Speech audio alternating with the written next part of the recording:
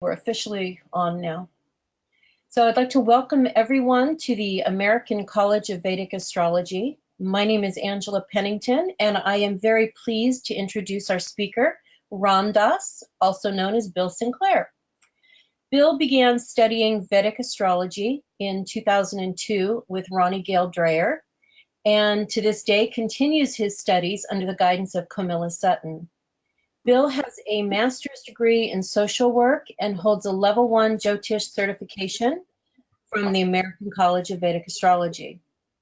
He was also awarded the Jyotish Shastri diploma from Comilla Academy of Vedic Sciences in India, and for the last 5 years, Bill has been lecturing and teaching. He has presented at the United Astrology Conference in Chicago last year, the Fresh Talents of Jyotish conferences in India and San Francisco, the British Association of Vedic Astrology in London, Sedona, and as the annual Jyotish conferences at Sivananda Yoga Farm in Grass Valley, California. In 2019, Bill joined the steering committee here at ACVA, and he maintains a very active astrology consultation practice and can be contacted at bill@billsinclair.com. So welcome, Bill. I will go ahead and make you the presenter. Great, thank you, Angela. So I click there. Can you see my screen? You have to click on the control panel, show my screen. Oh, there we go. Okay, we've got you. Okay, excellent. Great, welcome everybody. Thank you so much for taking time on your Sunday morning to visit me, or Sunday afternoon or evening, depending on where you are in the world. So I'm kind of happy to be having this chance for us to get together and talk a little about the transits that are coming up this month. I think many people have felt that it was a long, hot summer here. The planets were really active. And the good news is, I think that's about to begin to shift. So just before we start, I want to say a little mantra to Ganesha. So take a minute, put your feet flat on the floor, comfortable position, take a deep breath in, and we'll just ask for his blessings. Om Gam Ganapataye Namaha, Om Gam Ganapataye Namaha, Om Gam Ganapataye Namaha. Vakritunda Mahakaya, Suryakoti Samaprabha, Nirvignam Kurum Medeva, Sarvakaryashu Sarvada. Om Shanti Shanti Shanti. Great. So today for our agenda, we're going to start out with the good news, which is Mercury is in exaltation this month, for most of it in the sign of Virgo. Then we're going to talk a little bit about Venus, who's also in Virgo, which is his sign of debilitation. So it's very interesting to have the two together. And then we're going to look at the aspects that are influencing how they're going to behave. And we'll then have time for discussion at the end. So this is kind of a little graphic thing that I put together, which helps me to kind of visualize how the planets are moving through a sign over time. So on the left-hand side, you see the degrees of Virgo from 0 going up to 30. Next to that, you see where the different nakshatras fall within the sign. So we can look and see what degree it's happening in Virgo, and also which nakshatra events are coming in. And then along the bottom, you see the day of the month. So this starts really from tomorrow, when Venus enters Virgo. And then you'll see on the 10th, if you go over, the green line is Mercury. So green is Mercury. The pink line I put is Virgo. You'll see the maroon line, the darker red, is the sun, and the brighter red is Mars going across there. Oh, sorry, I hit the wrong thing.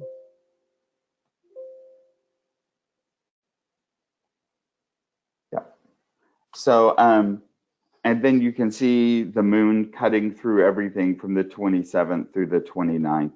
And It's interesting because I like this visual because it kind of shows how quickly the moon moves through the sign as compared to the other planets, which is why often the moon can be a trigger for events because it comes in so quickly and brings them together and then moves right out. So the first event we really see is on the 13th. We have the two lines cross, so Mercury and Venus are conjunct on that day, right around 5 degrees. And then you see that the diamond on the 19th indicates the 15th degree, and that's where Mercury is considered to be at its highest exaltation. And then we go over, and on the 27th, we see, and the 28th, we see there's a new moon right in the early degrees of Hasta, right past 10 degrees. And then on October 1st, we see that Venus reaches his debilitation point, which is 27 degrees right there in the sign. So this is something that just helps me organize visually what's going on. And so I thought we would start from here. We'll be going into these, what each of these factors mean, and we'll also be adding a few more things to the chart as we go along. So just, I like to, the nakshatras are very important in the interpretation of the chart, but there's a billion different descriptors for each one of them. So I try to narrow it down to a few key elements. So I've put those together, which help me try to find the meaning of the nakshatra. So from 0 to 10 degrees, we have Uttar Falguni, which is ruled by the sun. So that's a major element. This has a solar impact. Then I like to look at the gunas. So here we have a combination, equal balance of tamas, rajas, and sattva.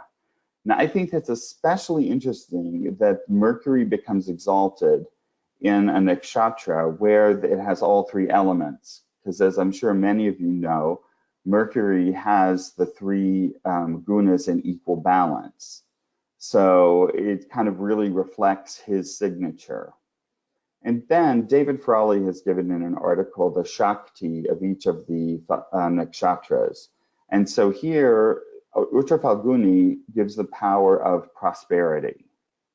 So this is an important way to start understanding, in my mind, the elements, the mental elements that make up Virgo. So I believe the key here is to maintain balance, because the trick is when you have an equal balance of sattva, rajas, and tamas, anything that comes along can tip you out of balance. So this is something, especially thinking about when there's going to be the conjunction of those two planets there, this could be a time where we may need to be very purposeful about helping to maintain our balance. The next sign, Hasta, is from 10 degrees to 2320 of Virgo. And this guna makeup is 2 tamas, and then there's rajas on the baseline. And this is ruled by the moon. So many people really, I think one of the key things to look at is this is where the sign ruled by Mercury meets the nakshatra ruled by the moon.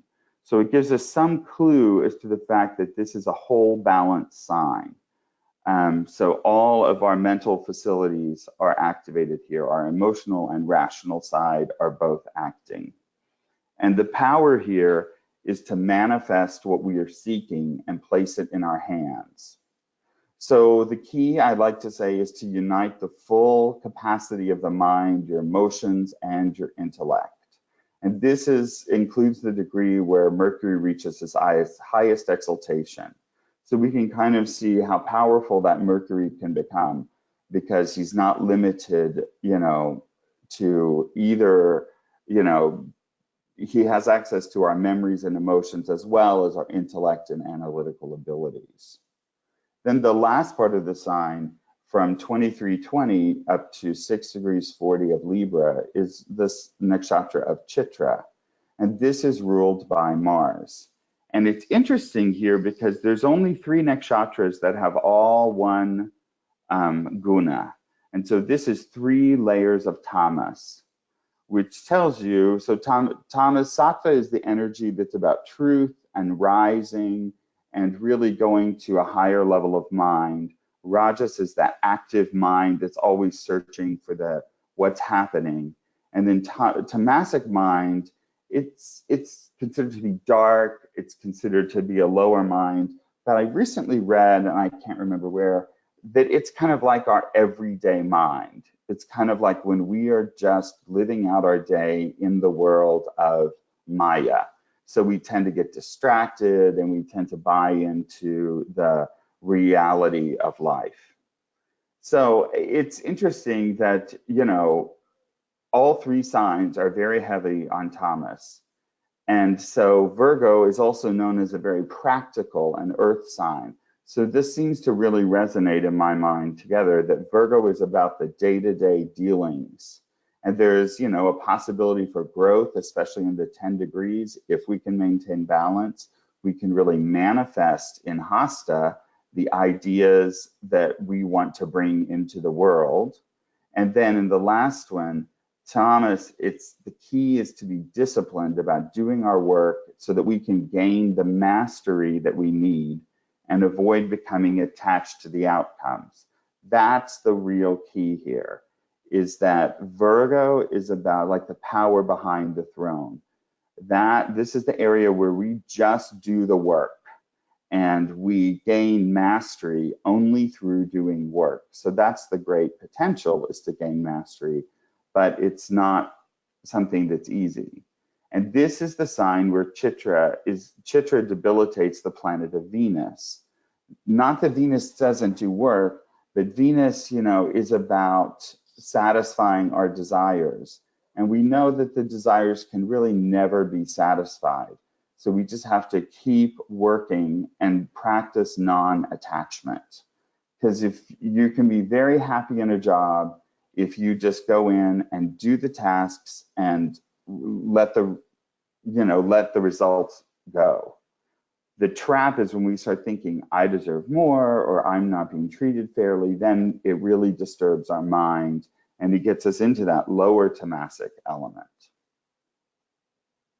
So the good news is Mercury is exalted in Virgo. And we've got a little bit of sense of the elements that make up that sign. So, but Mercury, I mean, he never behaves like the other planets. He's always doing his own thing to a certain degree. So Mercury has 3 dignities within the sign of Virgo. And so from 0 to 15 degrees, Mercury is in his exaltation in Virgo. And so when Mercury is exalted, he gives 100% of his good results. So he is with you all the way. That means he's really performing his best. From 15 degrees to 20 degrees of Virgo, Mercury is in his Mula Trikona sign. And so, you know, a lot of times, you know, I just kind of lump those all together. But Parashara gives that when Mercury is in those 5 degrees, he only gives 75% of his good results, and 3.5% of his results will be negative. So it's just a little bit. He's not at all malefic, you know, there, but he can, like, things may not come through. It's a very slight change, but you see the overall power, you know, in the planet drops. And then for the last 10 degrees, he's in his own, considered his own sign, which only gives 50% good results and 6.25 negative results. Now, I shouldn't really say only, because still a planet giving 50% good results is quite good. But it's interesting to me to see there's a really precipitous drop. So this tells us for your mercurial things that you want to do this month, if you can get them done in the first 15 degrees, that's going to be his best time. And it's still going to be good. I don't want to overemphasize this, but this is something I think we can use if we're looking at some real timing, or if there's a subtle change in a relationship or something's going on. It's just, I love this because it kind of keeps a good, you know, keeps in mind that Mercury is really on the move in Virgo, and things continue to shift and change even within the sign. So this is like a graph I put together. All the classics that I read, they list like the exaltation is when you give 100% good results, and they give the strength of the good results, which are in the orangish color. So you can see it's 100, 75, 50, 37. Friend is only 25%, and neutral is 12.5 good things.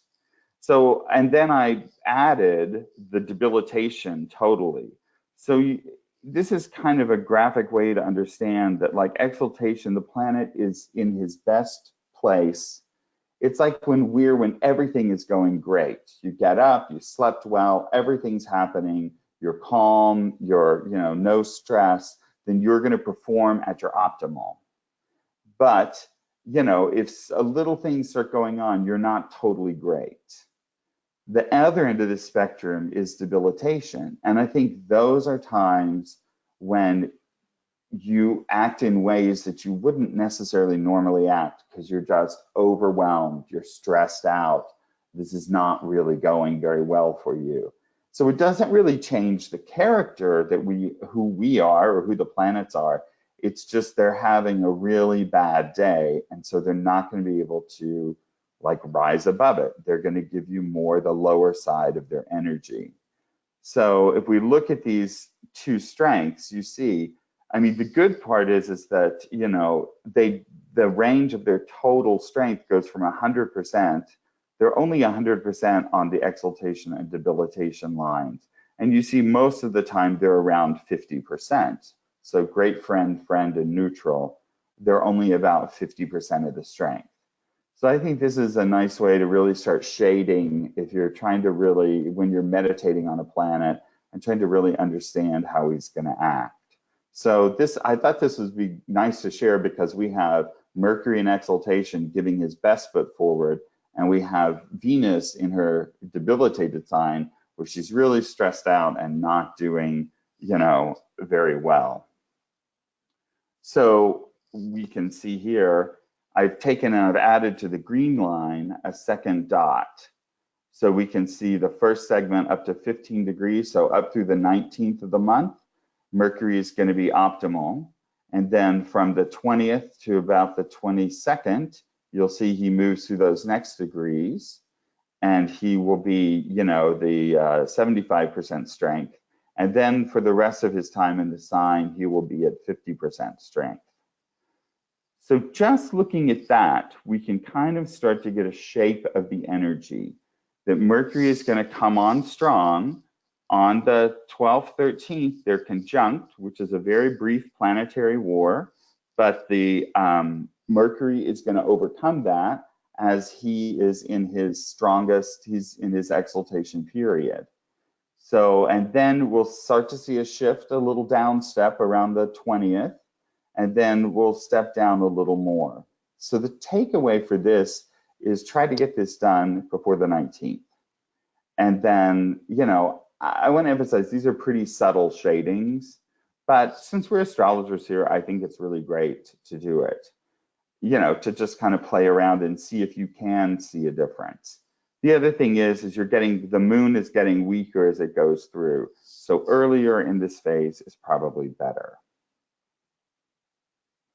So why is Mercury exalted in Virgo? We've already talked about some of the things for him, but I just like to put this together. This is a really fun game to play, is to sit around and try to figure out why is it exalted here? Why is this mula dracona? Why is it debilitated? So I just thought I would throw this out just as kind of a background. So Mercury is an Earth planet, and it's placed in Virgo, which is an Earth sign. So that's a good match. Mercury is equal parts Sattva, Rajas, and Tamas, and the tamasic quality of Virgo tends to ground him. So it's a place where he can get support. And also we saw that he's exalted in lunar nakshatra that also has Sattva, Rajas, and Tamas. The third thing I thought about is Mercury is part of the commercial class, which we know as the Vaishya. So, and Virgo is a Vaishya sign. So these are the people that they are really about producing what people need. They, they're the farmers, they're the craftsmen, they're the artisans. Nowadays, I think they would be the, computer programmers you could also go to. They're building the things that people use in everyday life.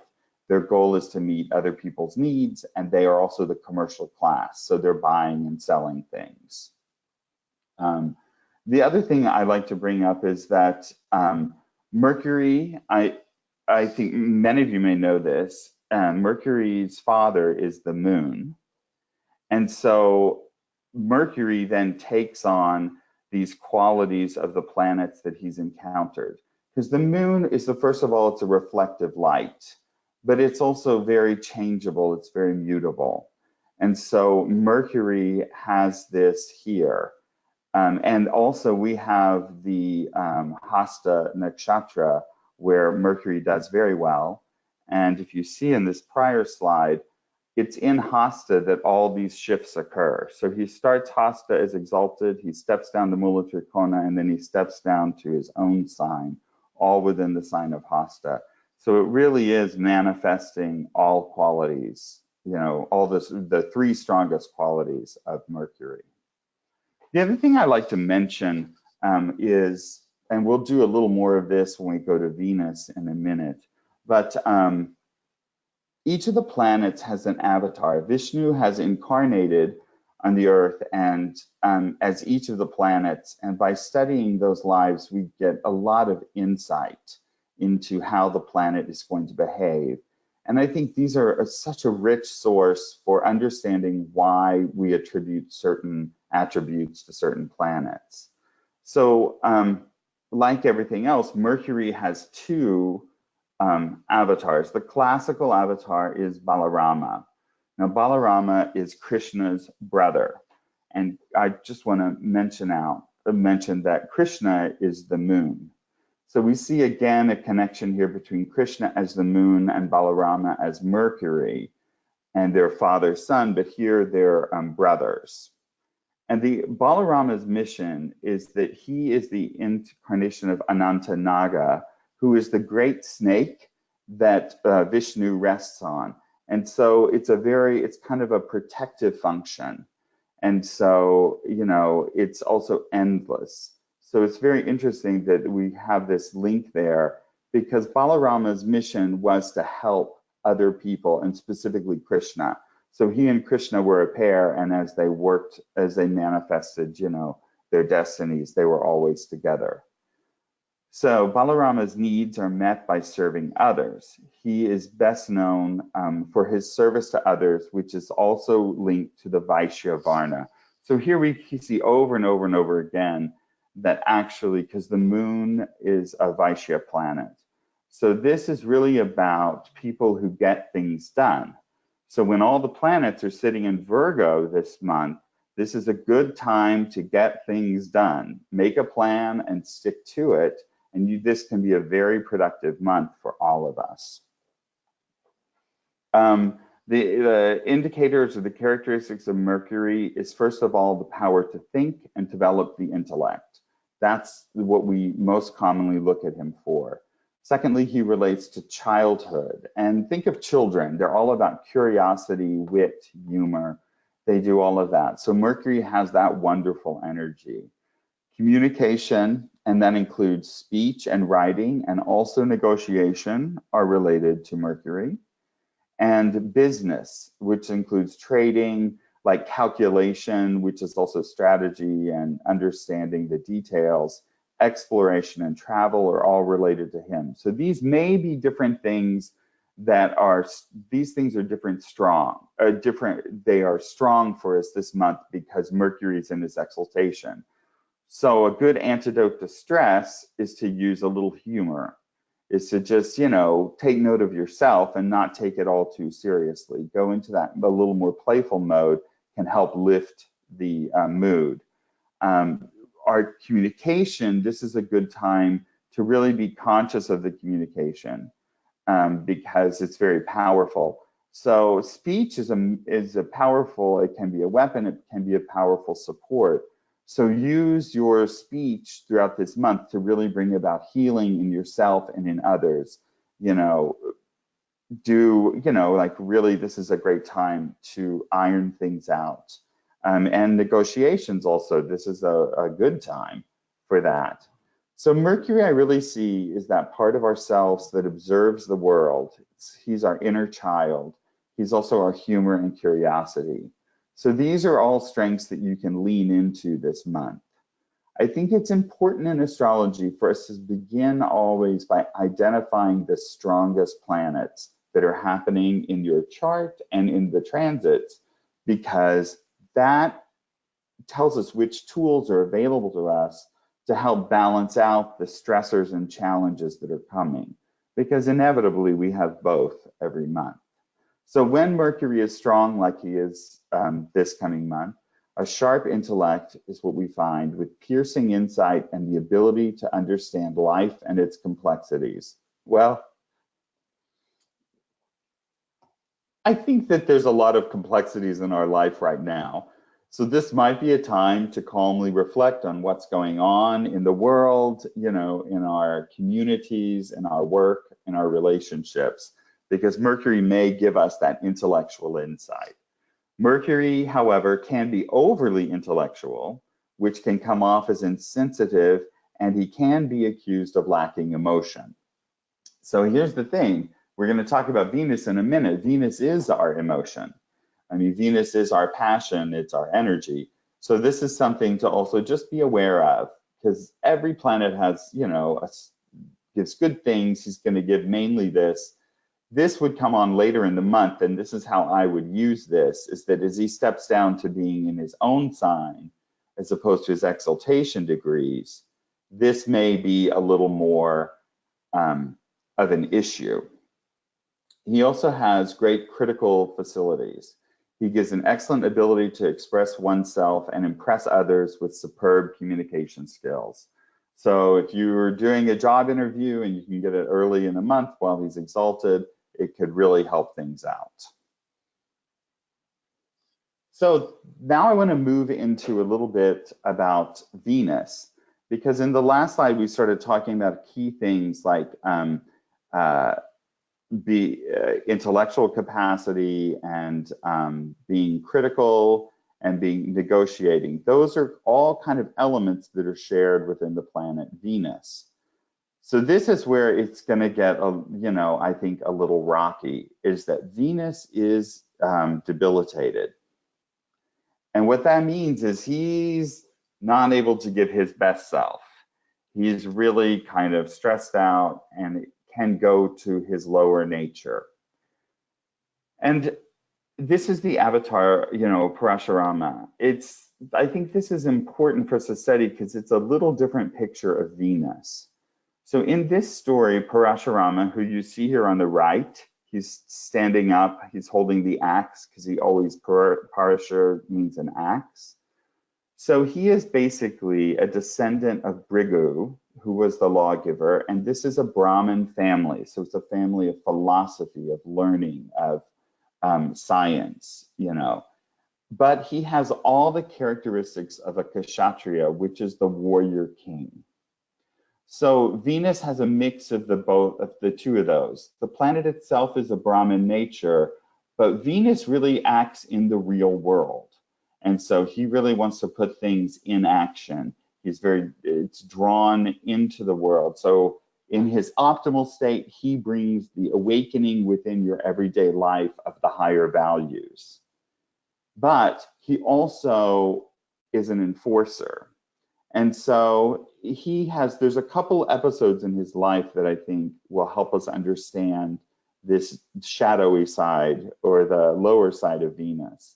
First of all, he is known as a very obedient son of his father's wishes. Now, there's a story that his father, who is Jamadagni, who is a Brahmin, a saint, a great pundit and teacher, he thought that his wife had been attracted to another man.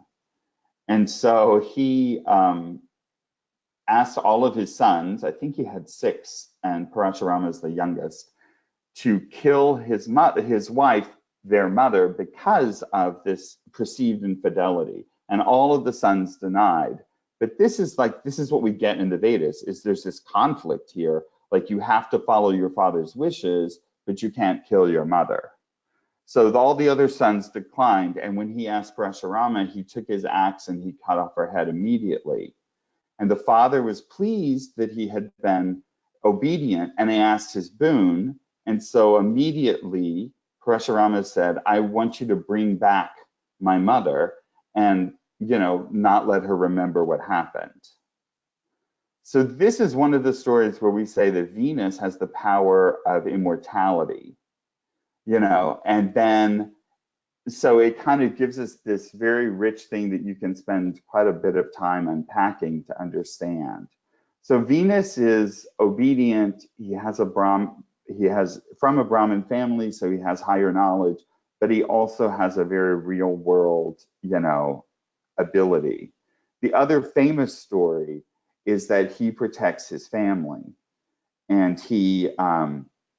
they came and stole from the family.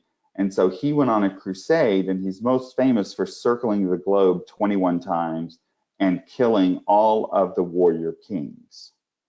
So this is not like the Aphrodite Venus. I mean, this Venus can be very realistic.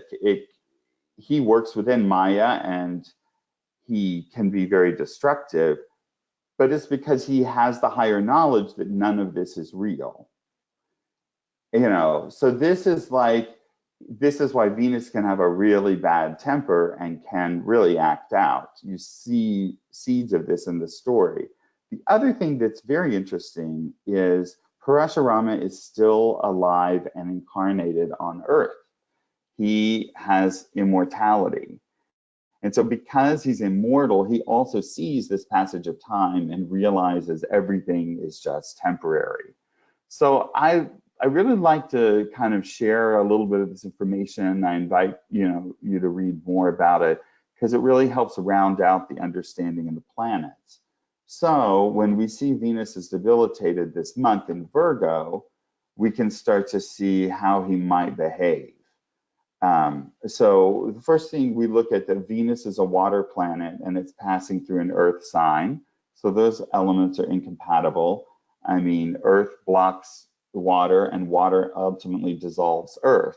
So you could see that there could be some dissolution coming up this month. Old ways, habits, things that are going. This is where Venus could help you, because he has a strength in his debilitation to help wash away things you don't want to do, fixed patterns, things like that. Even in a tamasic sign, Venus may be that energizing element. Secondly, Venus is a Rajasic planet, so he feels pretty constricted by the tamasic nature of Virgo. But again, in the power that we're getting in this Venus, it gives us the power to actually make some moves and get some things done. Venus has a philosophical nature, which is not comfortable with the practical day-to-day energy of Virgo. So, he would prefer to be on the higher level, but he's really going to want to change things for the better. The reason he really tried to wipe out the class of kings is because they were oppressing the Brahmins. So they were blocking the higher knowledge. And that's why he did this. Of course, there's always an exception. There was, I think, one Kshatriya king that dressed up like a woman, and so he was able to avoid him, which is why we still have the Kshatriya class today. And finally, Parashurama, the avatar of Venus, was born to a Brahmin family, but has the nature of a Kshatriya. We've kind of gone over that. So these are just some ideas about how a debilitated Venus in Virgo might act. He can be, aggressive, he can be powerful, but he still, even in this, he's trying to get to perfection. He's trying to get to a higher state. So areas where this is going to come in, Karakas of Venus, or it's about relationships, it's about connection. He's a diplomat and he's a negotiator. So there's a link here where you're going to have good communication skills with Mercury, and so those can be used well even with Venus in his debilitation. You just have to make sure that you can keep calm and lean more into that Mercury intellect rather than the passion of Venus. He can create art, music, dance, sculpture, painting. He has the ability to invigorate, which is the ability to restore life and immortality. Here's a very interesting thing. He has the ability of appreciation, of looking at things. So, but he can critique things, and he's looking for balance, harmony, and aesthetics. So this could be some of the change that we see is moving towards a more harmonious thing. He represents wives, spouses, and partners, business associates, and one-to-one interactions. So look for those areas in your life because they may be problematic. This is where the issues may arise because he's weaker. And he's the part of us that feels desire and spurs us into action to satisfy them. So this is good. These can all be areas that we can use, moderating with Mercury to achieve good things. When he's weak, our inner perfectionist awakens and we can feel dissatisfied with everything. You may have a tendency to be overly critical of yourself and others during this time, increasing more and more to the end of the month when he reaches the exact debilitation. Interpersonal issues may arise at home and at work.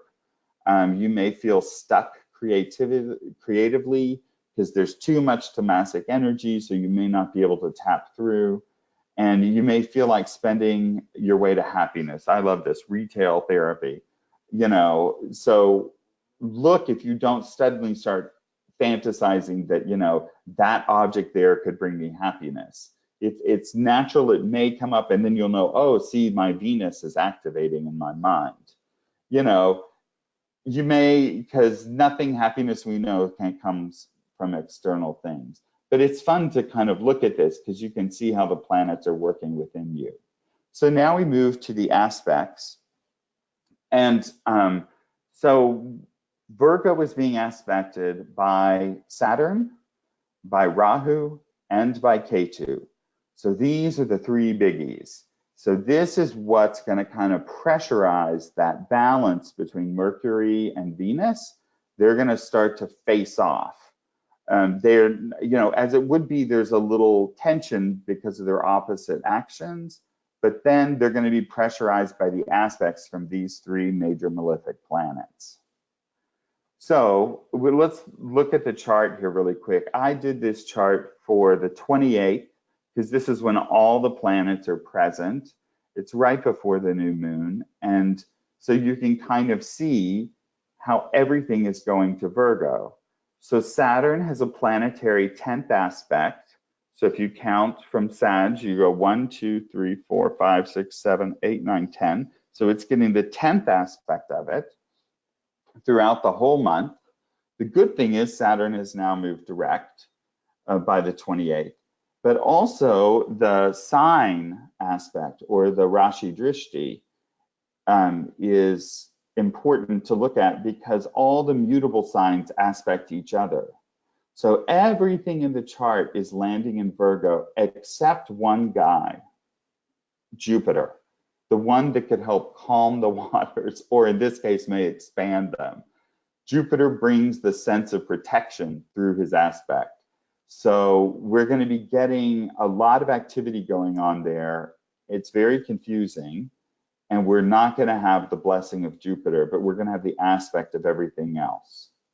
So to quote Facebook, it's complicated.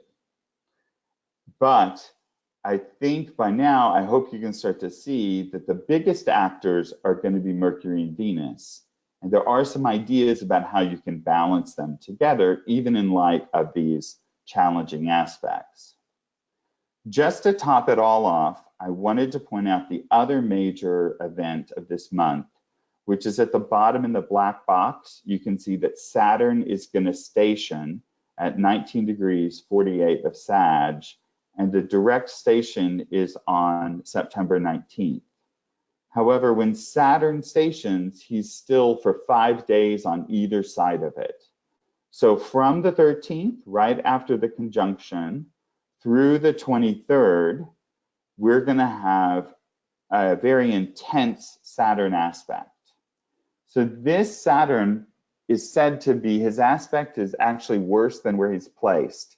And he's said to kind of destroy the houses that he looks at.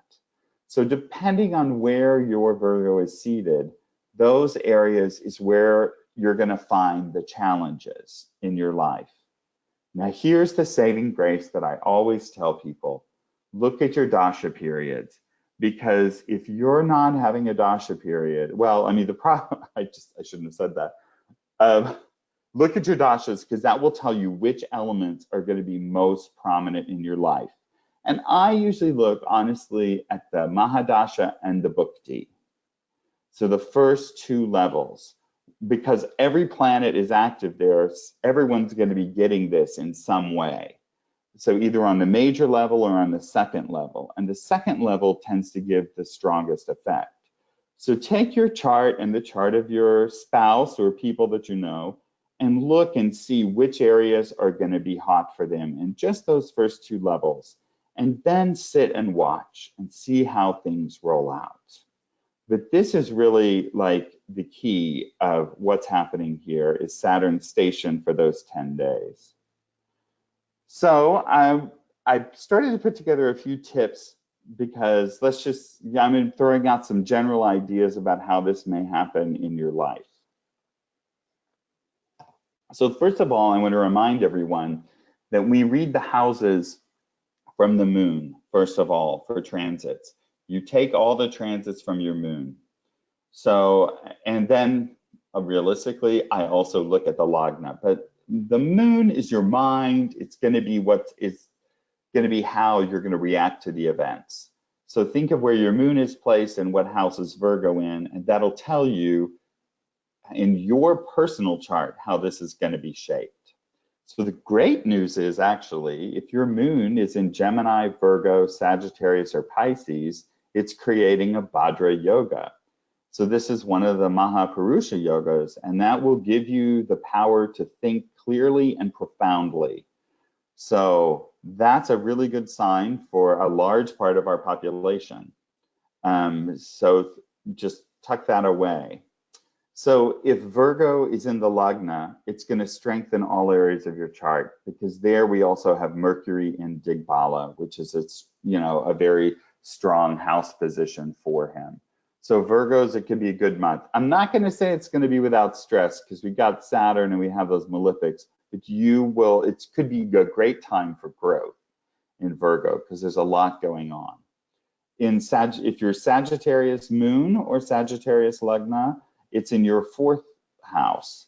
And so this can give a great opportunity for spiritual study, and you'll need to practice with a calm mind and a dedicated practice. I also had this idea of maybe a little fasting could be very helpful for you, because the fourth house is about nourishing and everything.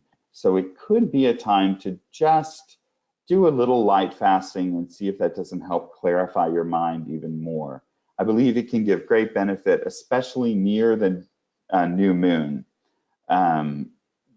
which is Mercury is in Digbal. So if Pisces is your moon or your lagna, then the seventh lord is making the Vajra yoga. And this can bring intuitive connections. It also may provide insight into undercurrents of your relationships, both personal and business. So that Piscean energy can really be a chance to decode it. And don't forget that Ananta Naga is related to Pisces, and Mercury has a deep connection there. He's debilitated there, but that's because it's outer worldly. But here you may be able to bring the two things together. Gemini, if your moon or lagna is in Gemini, then this is happening in your 10th house. So really, this is a time where your career, your name, your fame could all increase, especially once the Sun and Mars enter Virgo. Sun can bring the focus on you. So this, despite all of this, there can be very good news for all the mutable signs. You may have a great month. The one thing I would say, if you're considering changing jobs or anything, really look closely at the deal and look for what you wouldn't normally look for. Because Virgo, it could be, there could be some behind the scenes stuff. Always remember that Virgo is the natural 6th house, which can indicate hidden enemies. So just analyze things very carefully, because with all these planets in the sign, it can feel a little chaotic. And I just thought I would go through some of these other things. If your moon or lagna is in Aries, then you're activating the 6th house, which can bring opposition from hidden enemies. It may also give you the upper hand in legal battles, however. You may be able to outsmart them. Certainly your intellect's going to be functioning at a high level. Taurus is activating the 5th house, and it can bring problems to or from children or creative projects, things you're trying to get going. With the Saturn station, they may be inadvertently delayed, especially in those 10 days. Hard work, however, can lead to increased skill and income. So that could be good. You may get some recognition for doing a lot of overtime or doing a special project. Cancer is going to activate your 3rd house, and it can bring miscommunications with siblings, friends, and colleagues. So there can be a little rocky waters there. I don't think it's tragic, but it's something just to be on the lookout for.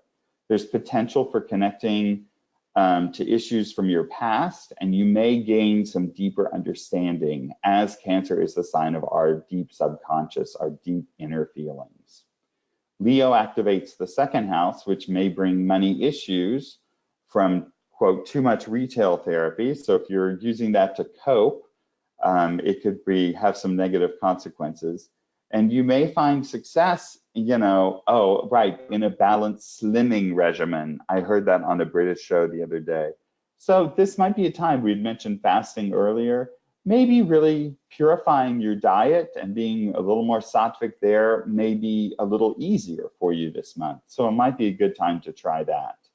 Libra is activating the 12th house for if your moon or lagna are there. So you may, in those areas, experience some losses, some debts. You may have difficult sleep because there's just so much going on in that 12th house right now. So they can have an impact on sleep.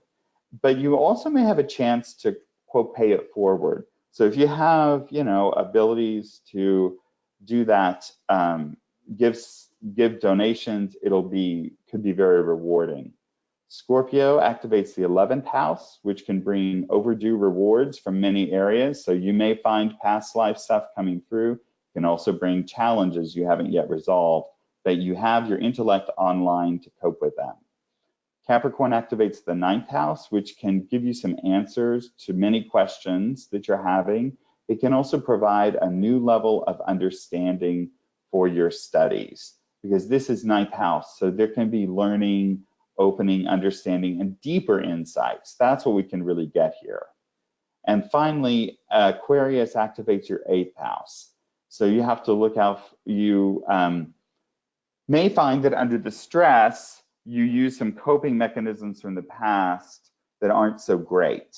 A really good one to use this month is what I call positive self-talk. You'll get a better idea about your triggered. When you feel upset, Mercury is about communication. Talk to yourself.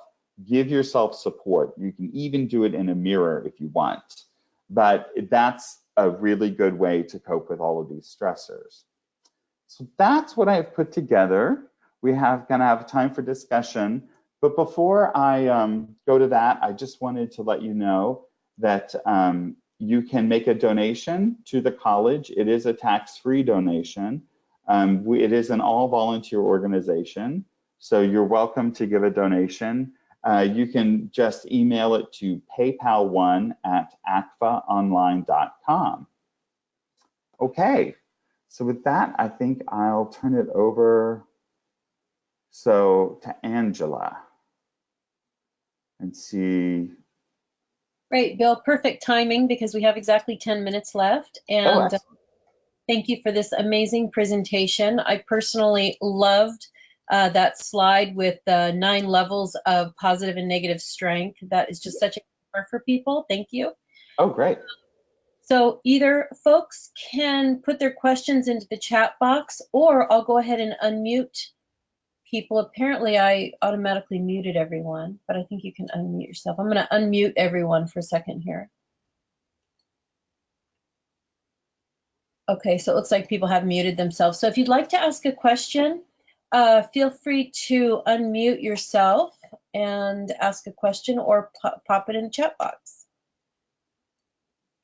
First of all, it's Charlotte here. May I just refine the address to send much appreciated donations to PayPal one at acvaonline.org, O-R-G. Oh, thank you. Okay, great. Yeah. And you just go into your PayPal, and that's the email you use within your PayPal account. And we appreciate all those donations. There we go. Beautiful. Okay, so do we have any questions?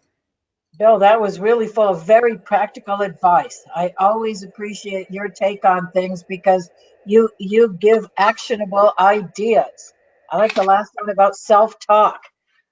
So that's all. That was my comment. Thank you for the practical offerings you gave. Yeah, this is a great month to watch your inner monologue because your inner critic is going to be in hyperdrive. So you just can't buy into it. Your thoughts are not real. You know, it's you are not your thoughts. That's a major thing I think for this month to remember. Okay, so I saw a couple of unmutes go, but then they muted themselves again. Is there anyone that would like to ask a question before we wrap up? Yes. Oh, wonderful, Freddie. Welcome. Go ahead and ask your Hi. question. Sorry, I missed the first part because of some personal stuff. Thanks for, of course, giving beautiful explanation.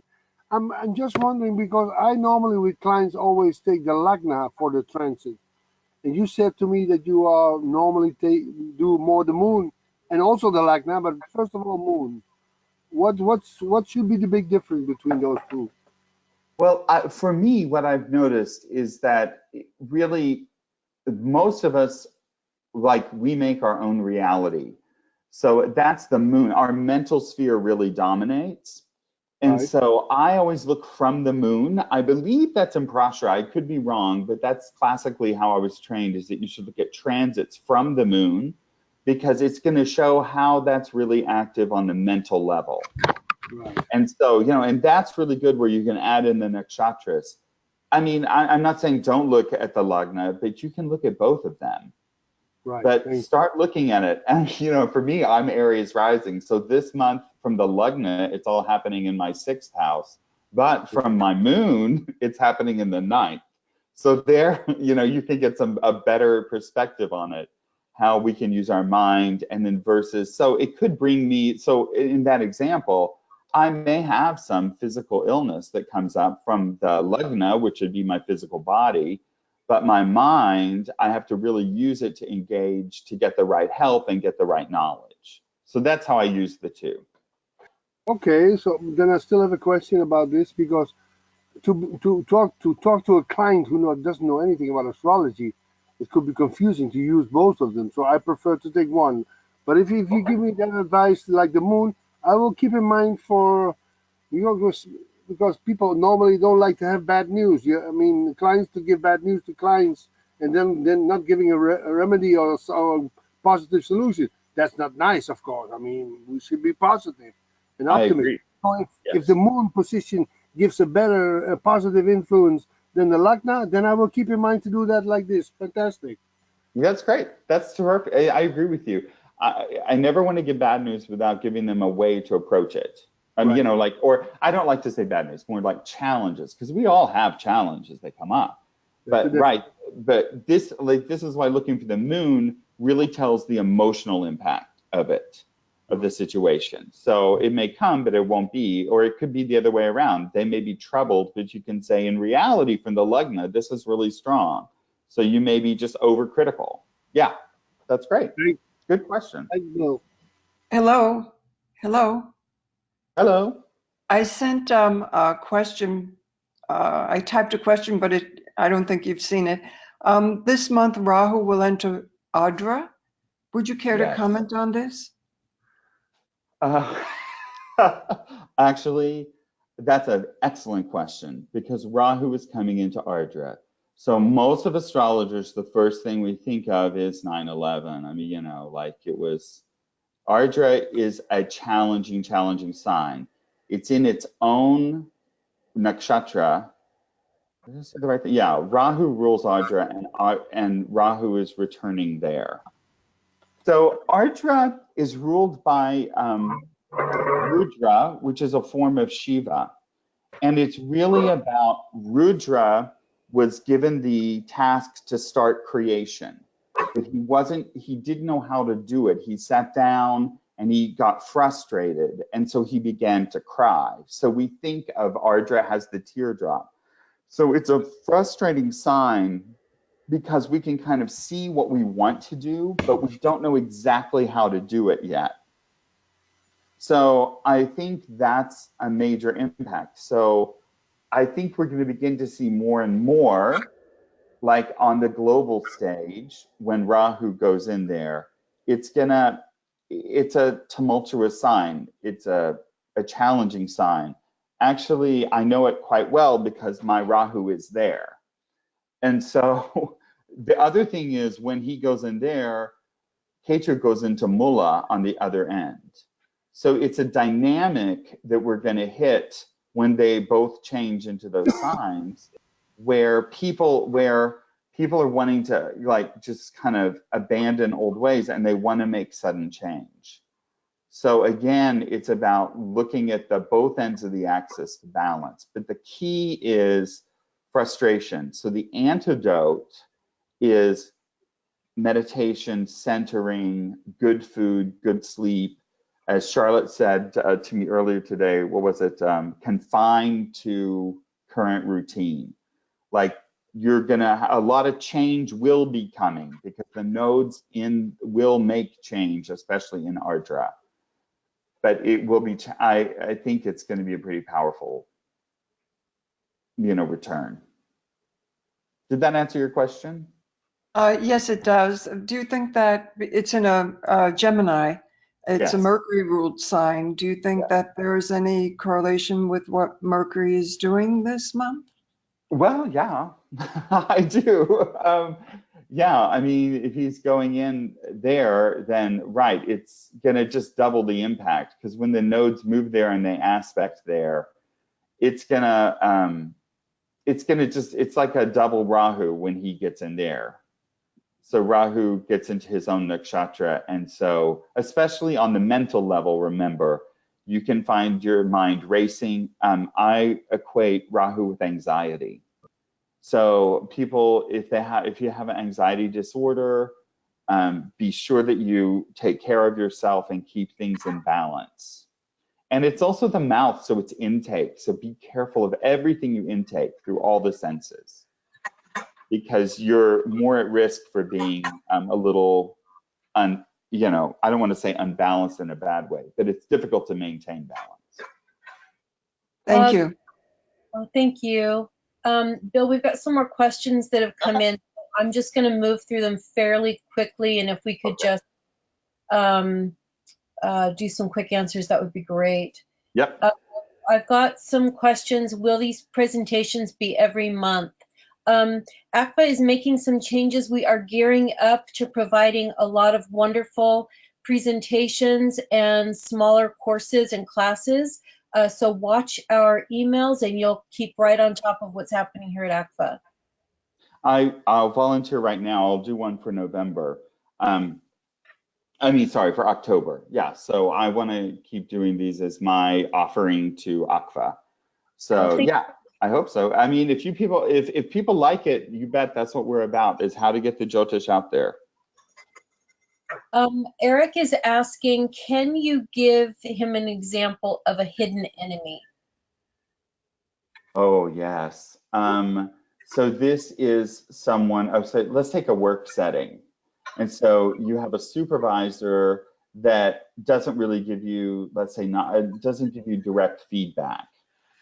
But then, they're not really helping you out. They may think they're being nice to you, but they're not being forward. In a relationship, a hidden enemy could be someone that, is nice you're with, but they're not really truly supportive of you. So there could be a little undercut there. You can always find them by checking with your heart chakra after you have an interaction with someone. If you start to feel a little creepy about it, then pay attention to that. Yeah. Okay. Next question, do we look where our Saturn is in our D1 chart or moon chart to determine the effects of Saturn transit? Yes, I would look first at where the Saturn is from your moon. So that'll give you the mental field that you're experiencing the world through. And then you can look at the you said D1, the Rashi chart, will give you some of the more real world events and manifestations that may happen. Yeah.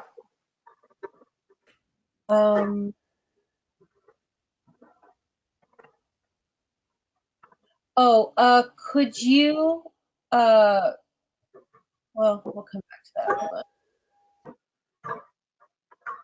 on. Oh, great. Wonderful feedback.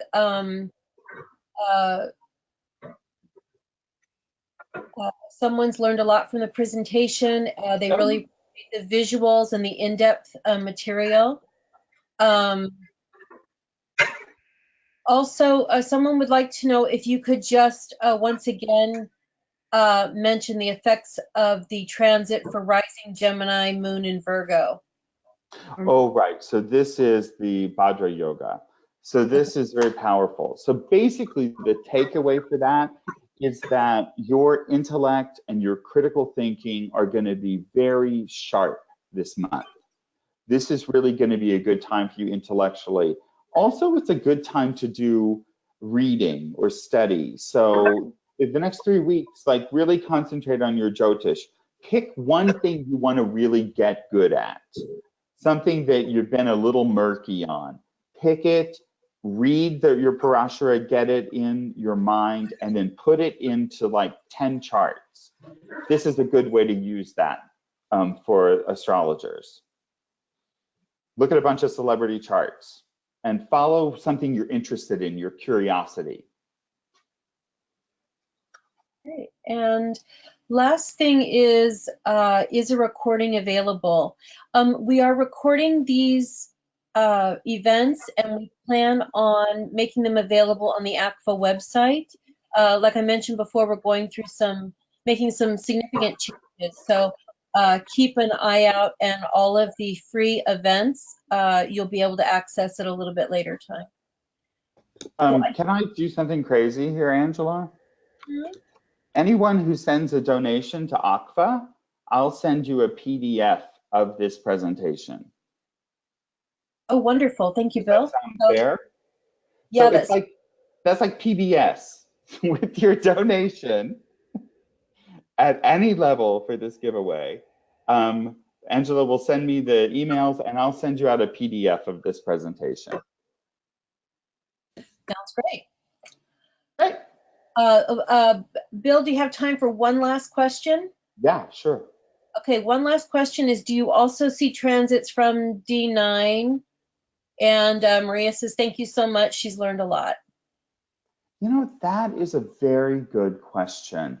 And I think there is really kind of, I would say to you, I haven't done a lot of research on it. Honestly, by the time you do the stuff in the Rashi and everything, what I look at D9 for is kind of how the planets are going to come out. It's the Dharma chart. It's what goes on at the end. I would say look at it. I mean, and see if it does it. It's, you know, classically studied primarily in the Rashi, but like sometimes you'll get a